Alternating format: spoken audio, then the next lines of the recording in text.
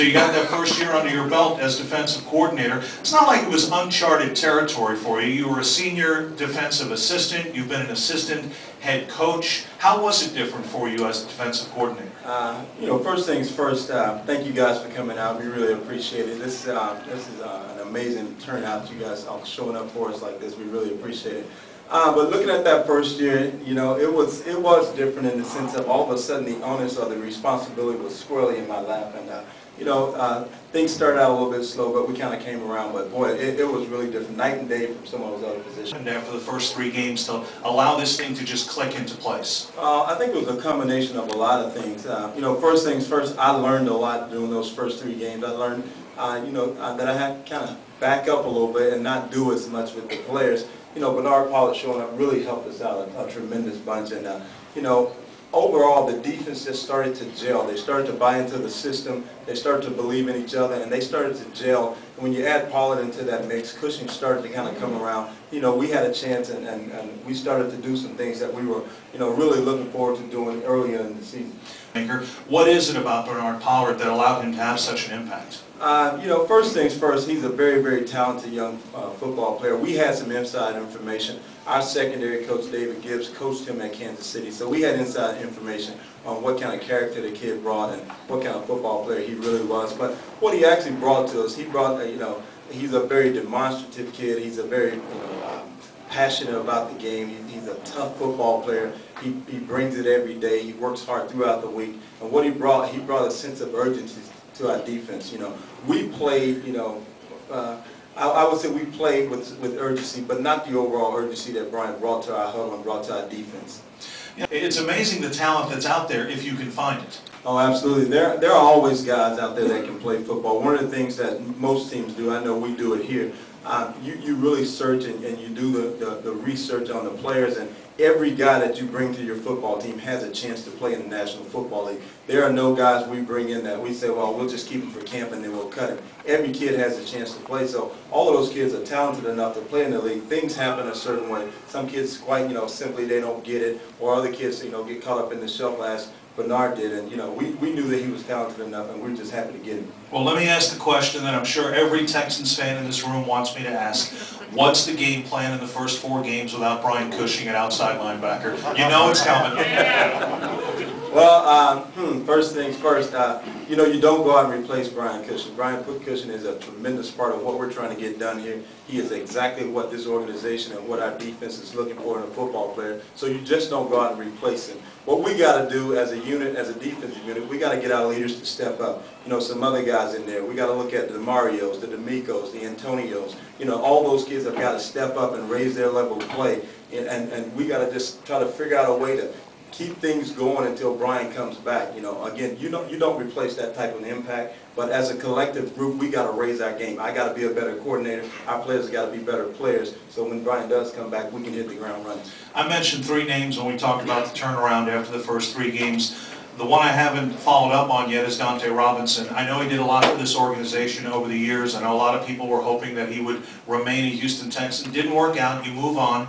What about in terms of him leaving and now new guys have to step up and take over his spot? How do things look from that standpoint at this point? Well, right now we're really pleased with Kareem Jackson. We think he's going to be a tremendous football player. We drafted him in the first round.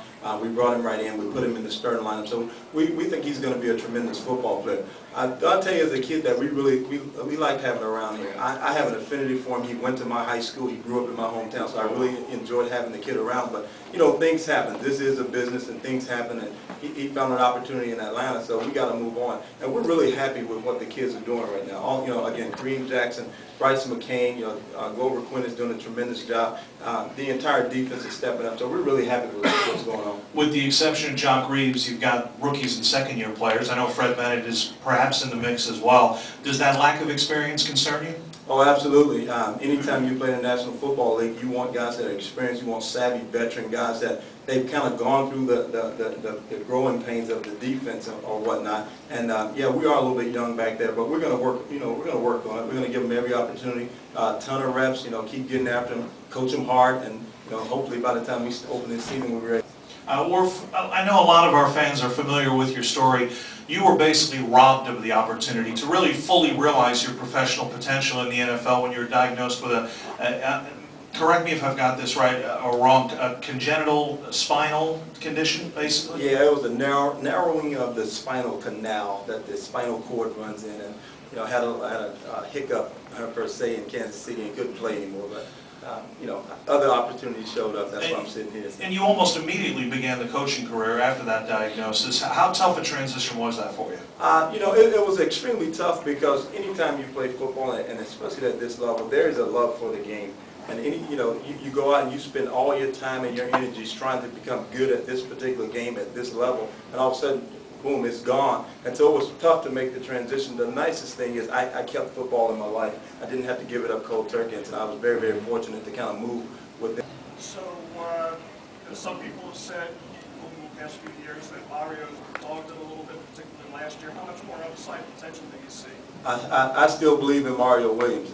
I personally don't think Mario dogged it last year. I think Mario Williams played a heck of a football season for us. He was rewarded with a Pro Bowl bid because of that season. We expect a lot from Mario. We as coaches, you guys as fans, because he was the #1 pick. He's the big, pretty pitcher. He's the guy that we all look to when it's time to go make a play on defense. So, a lot of times he gets ridiculed in situations that really he shouldn't be. They double team him. They use blocking schemes strictly designed for Mario. And I don't want to make excuses for the kid, but Mario plays at the level that we expect him to play at. We expect more out of him every year. We expect this year. We're always going to push Mario to be the best because we understand that he's an integral part of what we do. But, I believe in Mario Williams. He's had 30-plus sacks over the last 3 years. Obviously, he's an elite pass rusher. How important is it to get that pass rush balance, to have the threat of a pass rush from somebody other than him, to have threats coming from all kinds of different angles, to not only maximize what he can do, but help out those young guys on the back end as well? Absolutely. It's extremely important. Mario's going to be a force on the edge of our defense. But what we're looking for and what we've tried to draft and bring into our building are guys that are inside pushers. Mobile Okoye has been a guy for us, and he kind of had a little slump last year. We brought in the kid Earl Mitchell from Arizona to give us some inside push. We even take Antonio Smith and put him inside to create inside push because we believe Mario can affect the edge. We just got to do a better job up inside.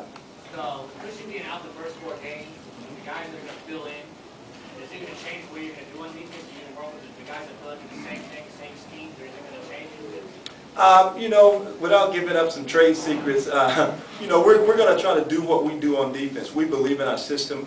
Brian is just a very, very good football player in our system, but we believe in our system, and so we're going to try to do what we do. Of course, again, Brian Cushing is a special football player, so we got to take heed to that and do things a little bit differently. But there are 10 other guys on the football field that we've got to pay attention to, and so we're going to run our system, and hopefully our system can hold up.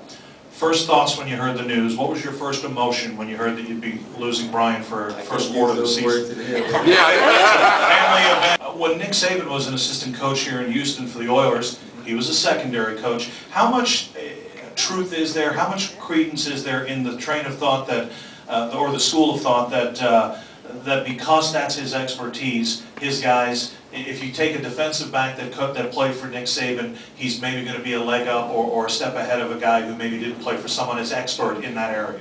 It means a lot because we know Nick as being an expert in the business, and the secondary is his specialty. So he's really, really good at coaching the secondary guys. He's a lot better than a lot of other coaches. He understands some things that coaches don't understand, i.e. his players come out of Alabama and other places understanding things a little bit differently. That's why we felt good about Kareem. We felt like he was game ready. The demeanor that we like in a defensive back. And I don't know if you guys know much about Nick Saban and his coaching style, but if he can get through that for 3 years, then I'm sure he can handle what we're doing up here.